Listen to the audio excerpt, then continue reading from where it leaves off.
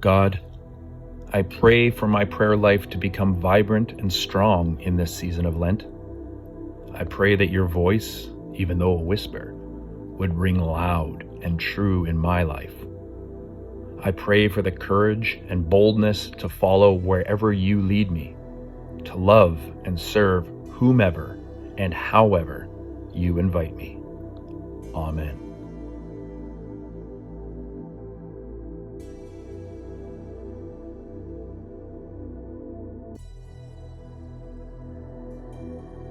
Well, good morning, faith families. Can you believe it? We are now into the third week of Lent. And that means that Easter is coming. I hope your Lent has been reflective. I hope it's been going well for you. I hope whatever treats, goodies, whatever you have given up, you've found the strength through the power of God to resist temptation and enter into a spiritually rewarding time. Things remain tricky. It would have been wonderful to be reopened for the time of Easter, but that's looking increasingly impossible, even as we are getting good news that lockdown measures here in Ontario are minimizing. I just want to lift up a few people to you and the service. I want to think of course, Mary Pollock, JD, the whole Pollock family, as they continue to grieve the loss of Peter. Of course, it weighs on us all very heavily. Continue to lift up to you Mel and Indra. I think of Larry and Janice and Jim and Bev and just how many people, how many of you I'm missing and loving, and I know you're going through some stuff. So faith families, let's continue to lift each other up in prayer. Well, for this service, we're going to be looking at the very important topic of anger, and it's something that, of course, we all experience. And what does Jesus have to say about that? Do we have any examples of Jesus himself getting angry?